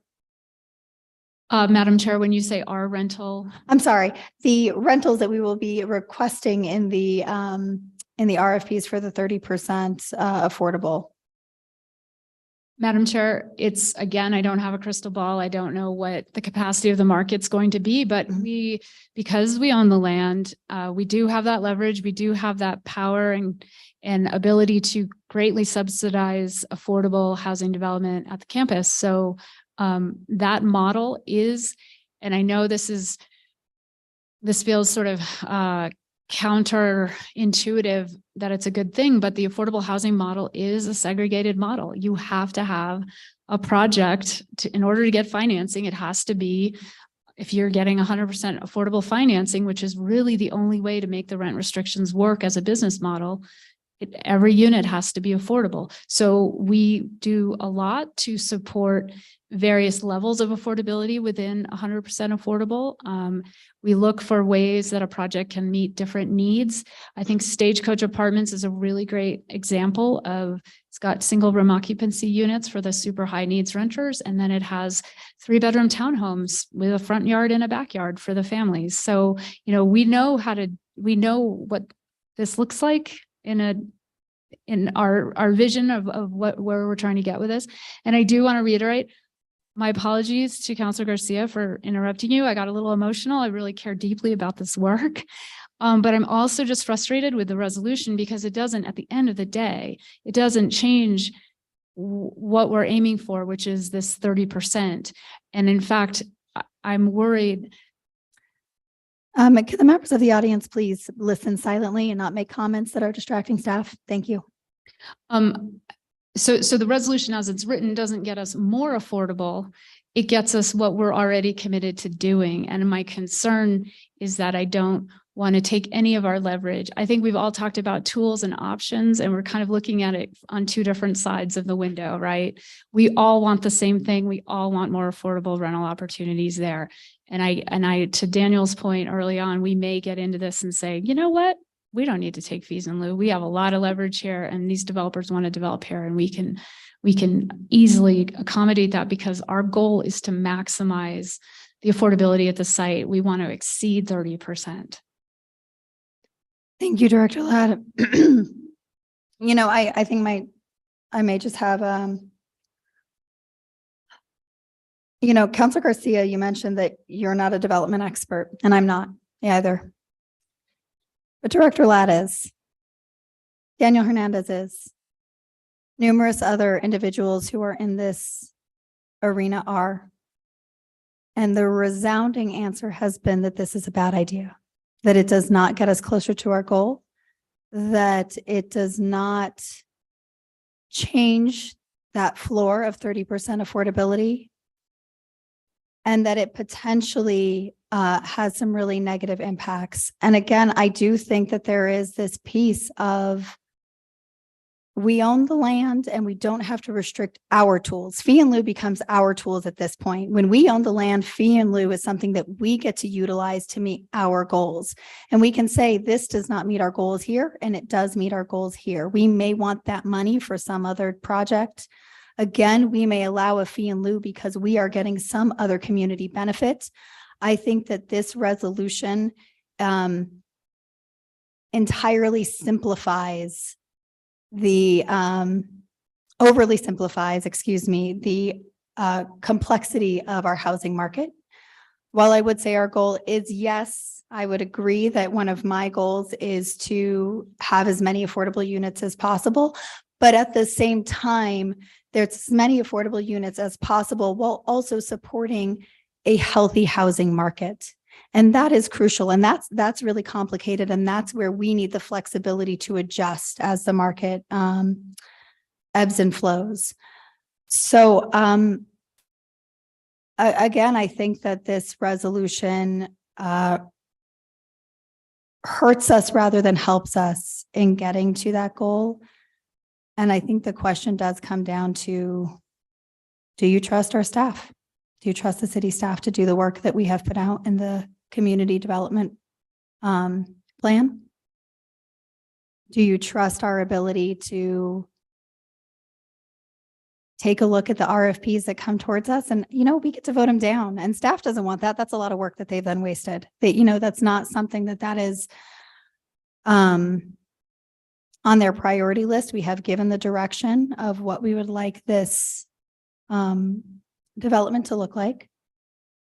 And we do have the opportunity, or future governing bodies do have the opportunity, to vote down an RFP or a proposal, a contract that came from an RFP if it is not meeting those goals. And we do not feel that it is really adding to this development and what we want it to give to the entire community, both in housing and in the variety of other components that we want Midtown to help support. Again, Midtown, I will say this over and over, it will not be a solution for a single problem. It will not be the sole solution for a single issue in our city. Yet we do need to utilize it to be part of the solution for a number of issues. And I do worry that taking this tool, our tool, off the table, something that we can utilize to look at the number of different issues that we want Midtown to be a part of the solution, will in the end injure us. And so that is why I'm not in support of this. And I think that we will have the opportunity to see, and this might be a great opportunity where we get to see, hey, fee in lieu not needed on public land. Wonderful. We do also have to make this pencil out for us. That is another piece. We talk about taxpayer dollars. Everything we do is taxpayer dollars. So if we cannot afford Midtown, that means the taxpayers are not affording Midtown. So we have to figure out how we afford this, and taking a tool off the table that helps us with our affordability and our ability to fund this project. We have to put in money for infrastructure. A lot of these community pieces will not make money. And so we have to figure out how we subsidize that so that we can make sure that we're staying in the black here. We're making our numbers pencil out. That's also really important. And so allowing us that flexibility as things change. And there are a lot of aspects of the market, of the economy, that we cannot control. And so if we do not give ourselves the flexibility to change with the market, to change with the economy, to change what's happening both locally as well as nationally and worldwide, I think that is, it would be very short-sighted of us. So yes, those are my comments. Thank you so much. And if there are no other questions or comments, is there a motion? I have a comment, actually. So on Villarreal. Thank you, Madam Chair. Actually a question for staff. So it's not like we're switching to inclusionary zoning as the only option. The way I was seeing this is 30% floor, and then this is an additional piece to add more affordable units. So why, can you say more why you think it doesn't get us more affordable units?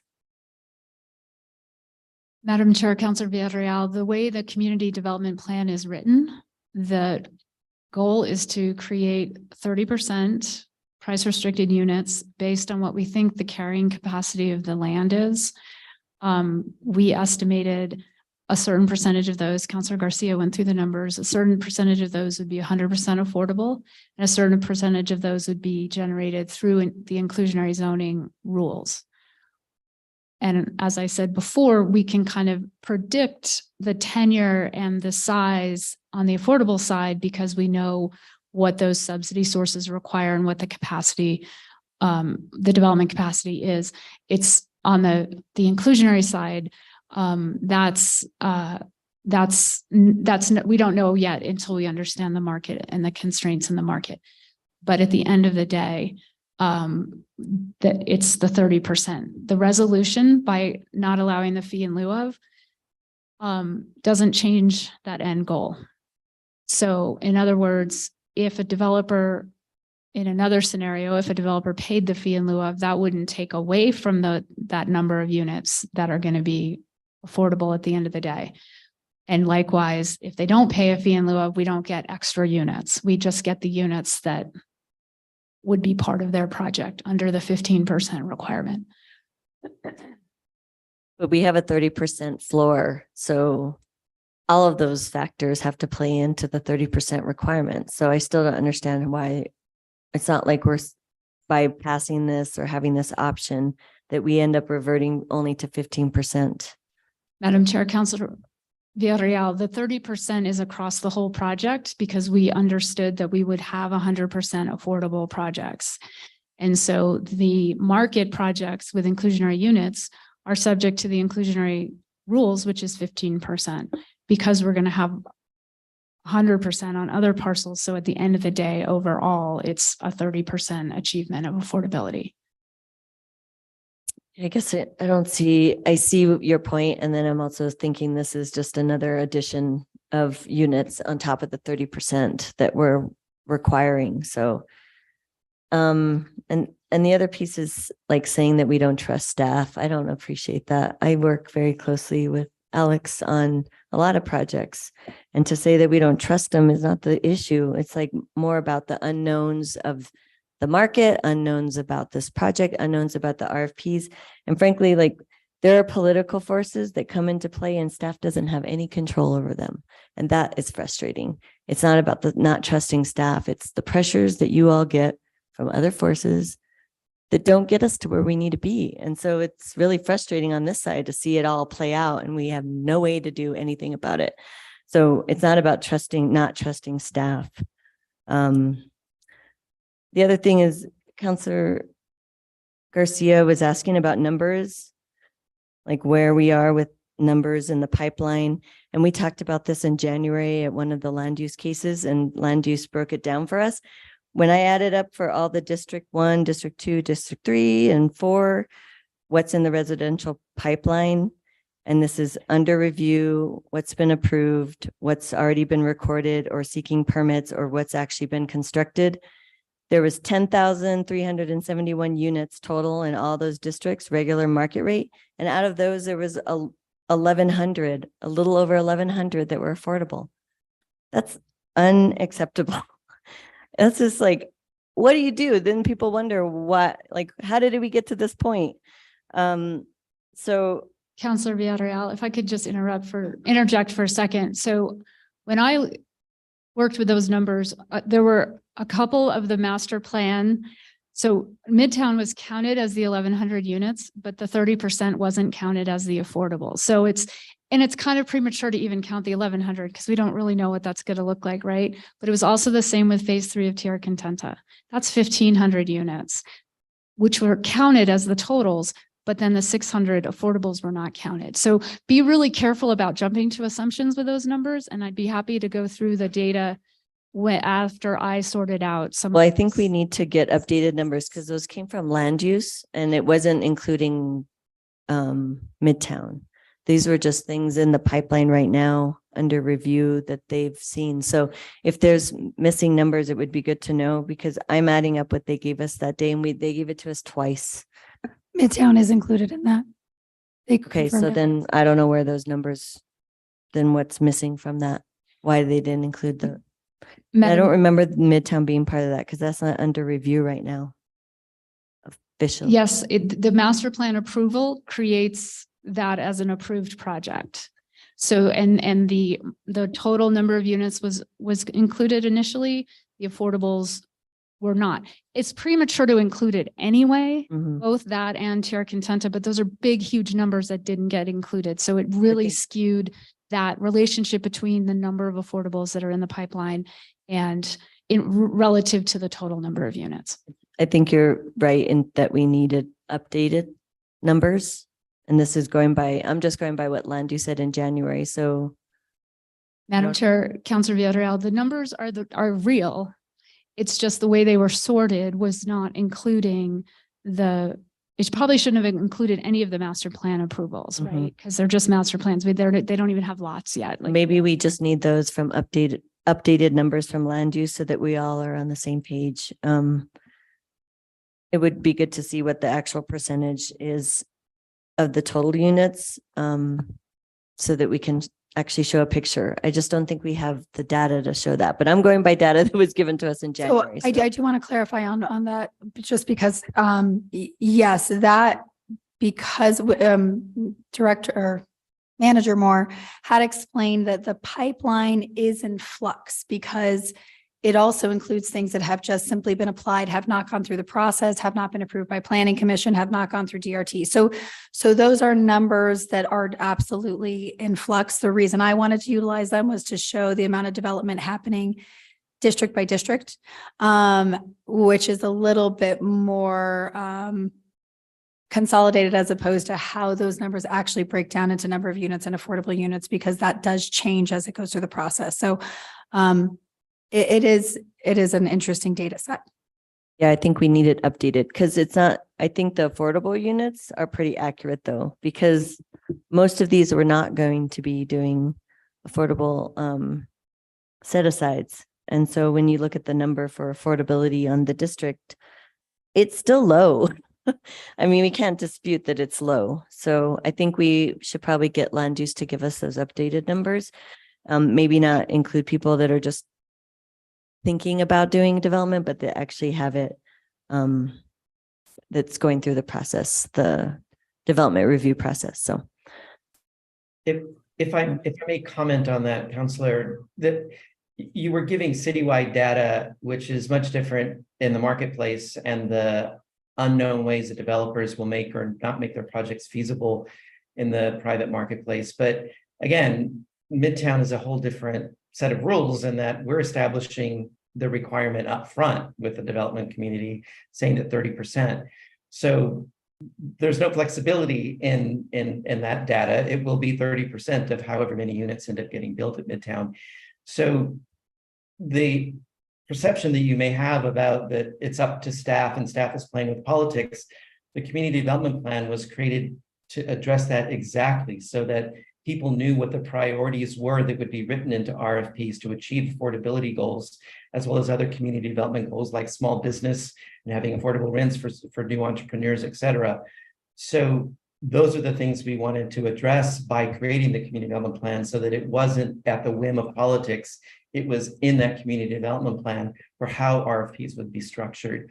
So there's not a lot of guesswork. It's written to the RFP, into the community development plan, how RFPs will be structured. Madam Chair, just okay. a quick piece of clarification, just because it was actually the policymakers that changed that 30% number threshold, because when the initial community development plan was presented to us, it was 20%. And there was a few of us who said that was too low, and it came back at 30%. So I want to clarify that for the record. It wasn't the community, it was the policymakers that ultimately made that decision.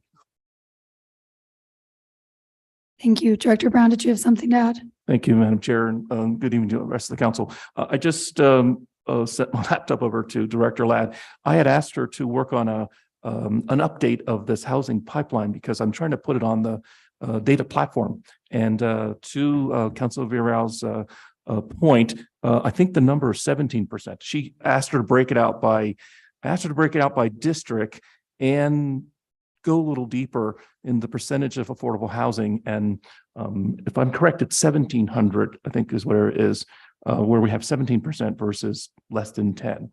So I don't know when that's going to be done, but she has been working on it. And so we hope to have that out to get to you. So I'm sorry, can you clarify those numbers? 1,700 the number is like 1,783. units? Director Ladd has. Affordable units. Yeah, Madam Chair, the grand total is 10,371 units, and that's everything that's in some kind of form of half-baked and already constructed. Of those, 1,783 are set aside or have a price restriction on them. So that's about a 17% affordability achievement. And then when you start taking out the master plan projects, that number goes higher. If you look specifically at the projects that are subject to inclusion, so the ones that are providing affordable units. So that takes out so in other words, the projects that we're not including units are alternate compliance, the fee in lieu of projects, small projects. And then there are projects counted in here as units that actually aren't residential units. So it's not applicable. So, I'm happy as soon as land use is okay with this, because they haven't verified my my sorting of the data, but, you know, we're doing pretty well across the city. We're going to do twice as well at Midtown. Thank you. Councilman Vitarella, you still have the floor. I'm good at And this point. Councilor Lee Garcia. Thank you, Madam Chair. We've established so the 30%. And in regards to, obviously, this is tailored more towards apartment complexes. And so rental housing, and those typically come in the form of apartment complexes. Is that right? Madam Chair, Councilor Garcia, we can't make that assumption yet. Right. We think we will because of the density required. We think we will have some apartment buildings, so they won't be complexes. They'll be sort of a more urban scale kind of building, but we also think we'll have plenty of garden apartments or townhome, patio homes, you know, that kind of typology too. Okay. Yeah, that just, so it doesn't move the bar of 30% in a sense. It just tells us that in rental housing, they have the option to pay the fee in lieu of, or they have to provide the affordable housing. Madam Chair, Councilor Garcia, they have no options yet. So until the property's parcelized, until the RFPs are developed and adapted to each unique parcel, because there are going to be different development conditions on different parcels, that's when they would be allowed or disallowed a fee in lieu of. Right now, we're just keeping our regulation in place as it's written. So one last question, how does that apply to us as a city in regards to who we select or how we select to say, okay, you can have, you have the fee in lieu of option here, but out here you don't have the fee in lieu of, and from the administrative standpoint, how does that work? Madam Chair, Councilor Garcia, I really appreciate that question because we've done it with a couple of other properties where we have laid out what our goals for the development of the property are. So we've been specific in terms of really identifying the community benefit, the levels of affordability, various other related design issues. We did one piece of property in a historic district, you know, it had to comply with a historic design. And then when the respondents give us their proposals, that's when we're saying, oh, look, this project's more affordable. They're gonna sell these homes to an even lower income, but this project's gonna do this really cool environmental whatever. You know, so then you'd have a scoring criteria and you weight the score. So what's the most important? In this case, it's going to be probably affordability first, but then we've got all these other community benefits as well. So you're actually kind of bringing a mathematical approach to whether you're being very clear on your criteria and then you're scoring according to each proposal. And so, you know, it is, you're weighing the benefits of one project versus the benefits of another. Thank you for that explanation. One last question in regards to then having the goal for that property versus having the rule, which is the affordability.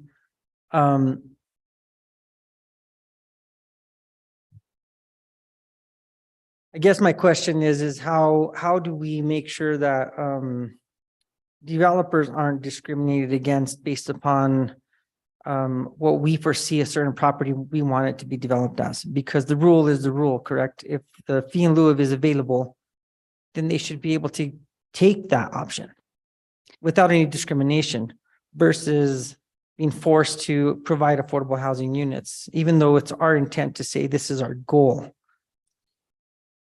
Madam Chair, Councilor Garcia, the master plan approval and the community development plan, the master plan approval is a law.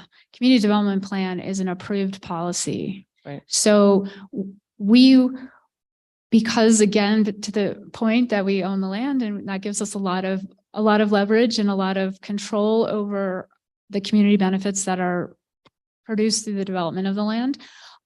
We can be very specific per parcel in terms of we were not going to allow a fee in lieu of on this parcel, and the developers who feel like they can't do a project without paying the fee in lieu of aren't going to respond to that RFP. So there's going to be like, and that's kind of how we've designed our other land RFPs. Right. Because the developers who don't want to do that or can't do that or whatever, just they don't respond. So then you see what the market brings forward. And if nobody responds, then you have to go back to the drawing board and modify what your criteria is, or find another development partner. Thank you. I have no further questions. Any other further questions or comments from the committee? Move to approve. Second, The motion and a second. Can I just get a roll call? Counselor Lee Garcia, Yes. Counselor Michael Garcia, Yes. Counselor Renee Villarreal, yes. Chair Cassett. No, and I will take a moment to explain my vote.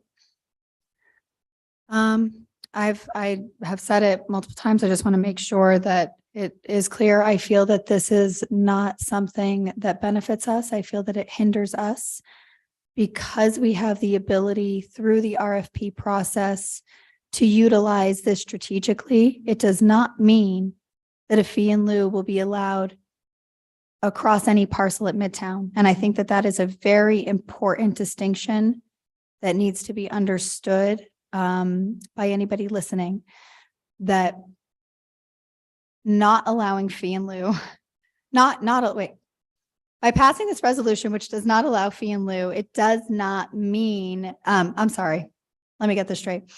Say we keep fee in lieu on Midtown as an option. It does not mean that fee in lieu will necessarily be an option across the board for all developers. Those cards stay in our hands and we get to control this and use this strategically.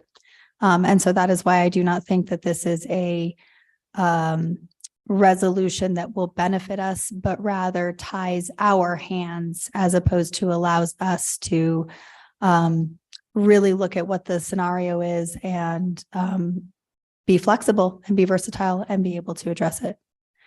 I really want to thank staff. This was a marathon and you already did this once today at EDAC. And thank you, Mr. Hernandez, for being here as well. Very much appreciate it. Moving on, any matters from staff? Madam Chair, did you call whether the motion passed? It officially put in? Oh, I thought Elizabeth did. Oh, you passed. I'm sorry. I did not. Because I just started talking. You're right. I apologize. Motion passed. Thank you. Now matters from staff. There's no matters from community development staff. Matters from Community Health and Safety, Madam Chair. Thank you. Matters from the committee. Matters from the chair. I have none. Our next meeting will be Wednesday, April 19th, and at 7:04 we are adjourned. Thank you.